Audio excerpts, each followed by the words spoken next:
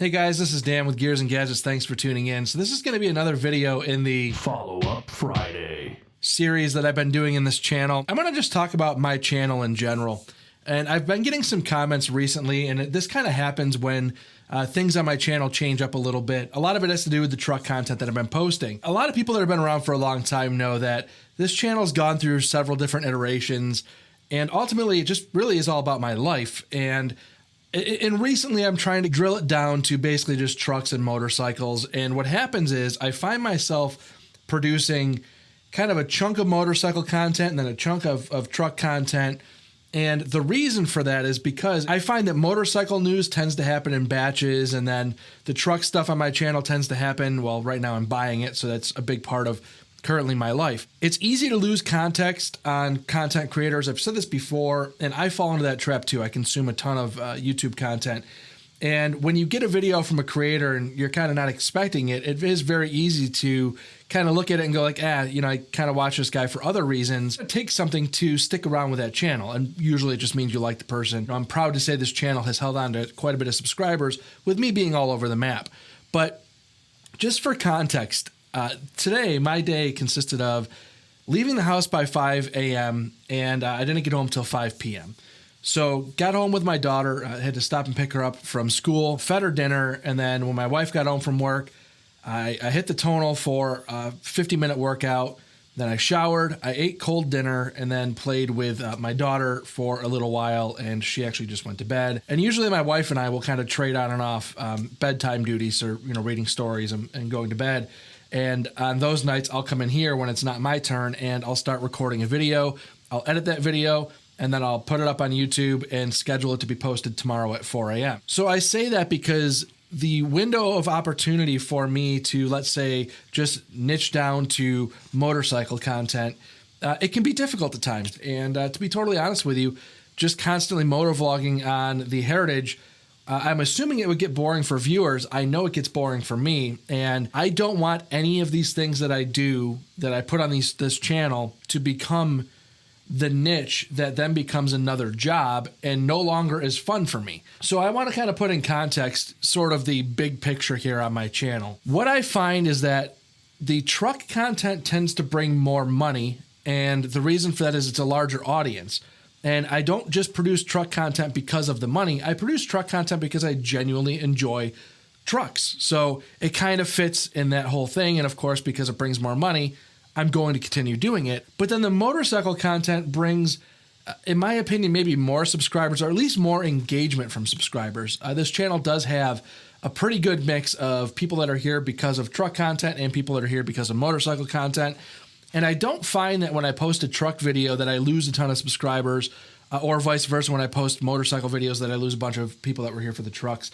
It seems to me like a lot of people stick around for the person, not necessarily the content. And honestly, from my assessment, trucks and motorcycles kind of go hand in hand. Most people that I know that own motorcycles also own a pickup truck, and I think there's a lot of overlapping there. So naturally, I do get a lot of comments from people that are only motorcycle people who, after I do, it seems like, man, a couple weeks of a lot of truck stuff, that they start posting things like, I should only be doing motorcycle stuff. And, I appreciate the constructive criticism, but in my rebuttal to that, I should only do what makes me happy on this platform, which is being multifaceted. Because as soon as I niche down to just one of those two things, in my opinion, it becomes one-dimensional, and I don't want to have to constantly be thinking like, oh, what's the truck thing? And oh, there's some Harley news, and I don't want to talk about it now. But I'm just all about this channel being what makes me want to come back and continue producing videos. And honestly, subscribers, if you're not into it, it's all optional. And I unsubscribe to channels all the time that eventually I grow out of, and I expect you guys do the same thing. I don't really take it personally. So, it's just one of those things that I hear a lot of people talk about. You have to niche down, and consistency is key. And there's all of these kind of like catchy YouTube advice things that people hear and then kind of regurgitate. But at the end of the day, it's just all about what is, first of all, working, and second of all, keeps you engaged on the platform. We YouTubers here on the platform, we're not scripting out our lives. We're sitting here with cameras, editing the stuff, and it's just kind of what's happening in real time.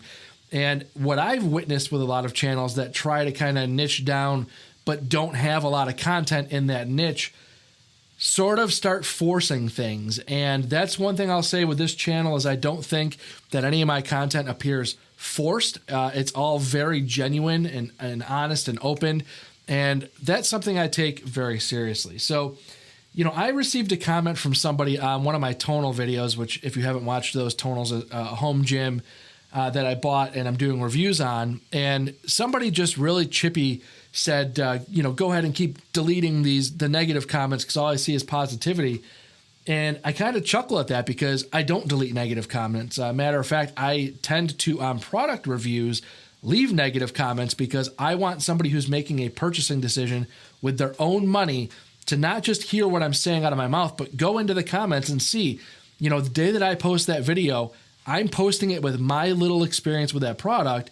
And if there's a bunch of other people out there that are experiencing something else completely different, I want you to see that in the comments so you can make an educated decision on something that I've referred. The only people that I block, I liken it to the same kind of people that if somebody knocked on your door and you opened it and they just proceeded to insult you, you would close the door.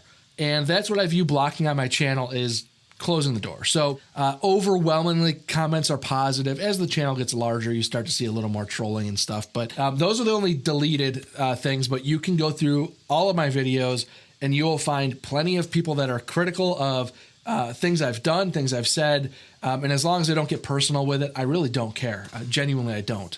I'm a big boy. I can handle it. So that's kind of just putting everything in context.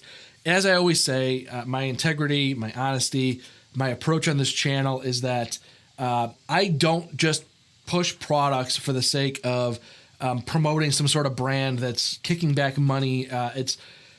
My integrity is all I have in this platform. I take it incredibly seriously. One thing, if you go back and watch my videos, I'm super transparent, always have been, always will be.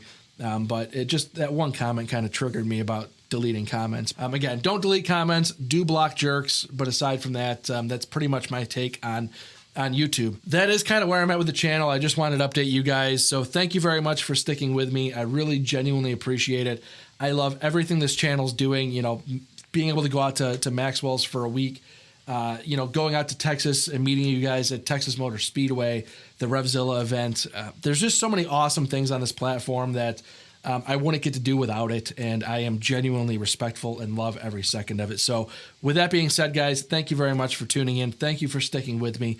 If this is your first time tuning in, please hit that subscribe button down below. Remember, likes go a long way to help support the channel. I'll see you guys next time.